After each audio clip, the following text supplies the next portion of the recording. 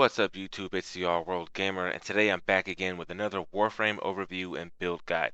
Today's Warframe, Oberon. Oberon is a paladin Warframe which is a cross between damage dealing and healing, and with a couple forma, Oberon fills both of these roles really well. Now that we've got 11.5, Oberon's component blueprints have replaced Trinity's from Counselor Fahek on Everest, Earth. Oberon's health, power, and shield capacity are pretty average, although his armor is definitely on the low side. Oberon's first ability is Smite, focusing energy into the target, then projecting outwards, dealing both damage to the target and nearby enemies. The number of projectiles exploding from your target is based on your power strength. If you've got more projectiles than you have enemies in the area, the remaining projectiles will bounce around the room, dealing damage to any enemies that cross its path. The drawback is, if you're in a large room, those extra projectiles will just bounce around aimlessly and not hit anything at all. The base cost for Smite is 25 energy and is affected by power strength and power range mods.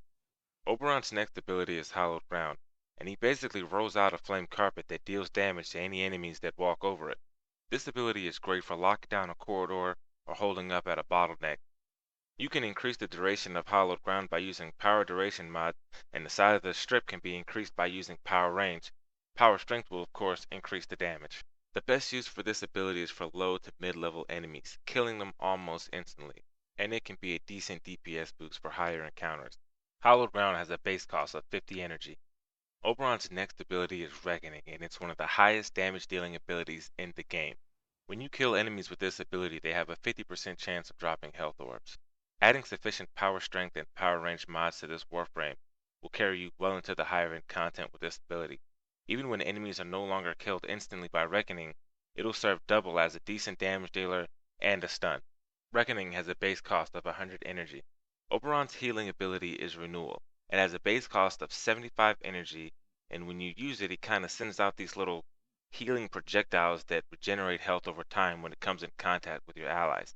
Which, although looks cool, is kind of a drawback. Because they move so slowly, your allies can actually outrun the healing if they don't know that it's coming. The healing over time ends once the player is fully healed. Any damage taken after an ability will need to be used again. As Oberon, the effect will be instantly applied to your Warframe, and you'll know this because you'll be glowing. The most important feature about Renewal is that as long as it's active on you or your allies, it'll instantly revive you from a down state and continue to heal you afterward. As I begin to take a lot of damage here, I cast it one more time to ensure that it's active. And instant revive. Now, as awesome as this is, it is slightly bugged. Now, there's a chance that when you go down, you'll stay down. You won't be officially down, but you won't be able to be resurrected either.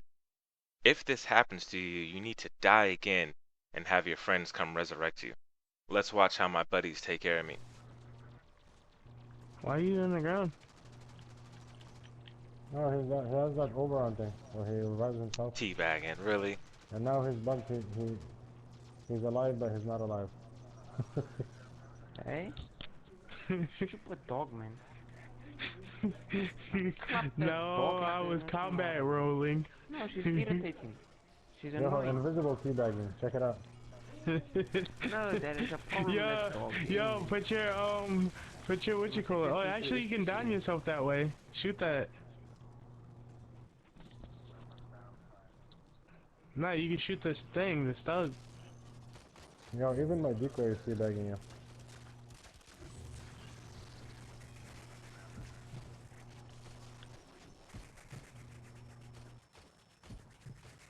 It looks like my rhino's holding your head while he's standing over you.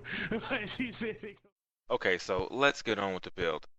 To start with, you're going to need to add a catalyst and 2 forma. Your objective in this build is going to be to keep Renewal up as much as possible, yet still be able to deal a significant amount of damage. So what we have here is a high efficiency build supplemented by focus and blind rage to really increase your power. Oberon comes with a V or a polarity slot. However, if you want to max out the energy efficiency of this build, you can change that to a dash polarity and throw in an energy siphon. However, I like Rifle Lamp because the guys that I run with, as awesome as you saw they were, one of them always has on energy siphon, so I don't feel the need to really double up on that. Plus, bringing Rifle Lamp increases the group's overall damage. Just use whatever best complements your playstyle. Now, for Rhino's abilities, I'm only bringing 2, Renewal and Reckoning. So again, you're going to want to keep renewal up as much as possible. Don't just use it till you run out of energy, but within reason. It's important to know that renewal is inversely affected by power duration mod. So using a maxed out fleeting expertise will actually increase the length of the heal by shortening it. Now in doing this, remember that the same amount of healing is being done regardless of the length of time. With fleeting expertise, it'll be smaller heals over a greater period of time, whereas with continuation, it'll be larger heals in a shorter amount of time. It's really beneficial to have the longer duration, even though it makes the healing slower. This way it acts as a true regeneration ability, and you can use it without having to worry about it wasting energy if it overheals any players. It also gives you a much bigger window for the revival benefit of this ability. Our final and obvious ability is going to be Reckoning. As we said before, it's the highest damaging ability in the game, and also with this max efficiency build, it brings its energy cost down to 25. I don't bring Smite and Hollow Ground just because at higher levels it really isn't all that worthwhile. The next two mods I use are Blind Rage and Focus. Both of these together really increase the damage of your Reckoning and increase the healing power of your Renewal.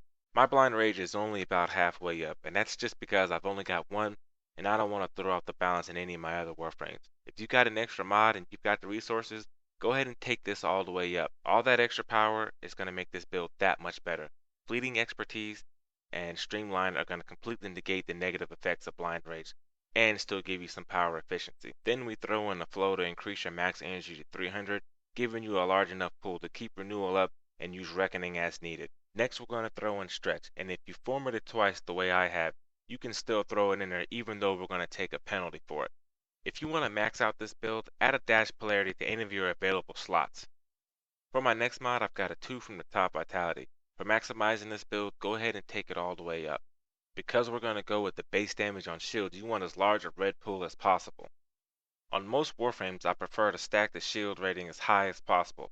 Making sure that you keep your renewal up when you start taking damage is going to keep you plenty topped off, and you're not going to have any issues with survival. By passing up on any shield mods, we're going to take Rage instead. Rage converts 40% of the damage on health to energy. So even though we've got a low shield rating, we've got a deep health pool. So at the cost of taking a little red damage, we also gain some energy back, which allows us to keep Renew up. In this max efficiency build, Renew only costs just under 19 energy, so in the end we'll actually be making energy off taking damage. So that's about it. Maximizing this build should only take one more format. Changing that ability polarity to a dash polarity should give you all the space you need to max out your blind rage and finish off your vitality. And of course, depending on your playstyle or group composition, you can choose to change that V polarity aura slot to a dash polarity for energy siphon, giving you a total of 4 former for Oberon. And that covers it for my overview and build guide for the Oberon Warframe. And as always, thanks for watching. If I was able to help anybody out today, please remember to like, comment, and subscribe. I'll be back with more Warframe.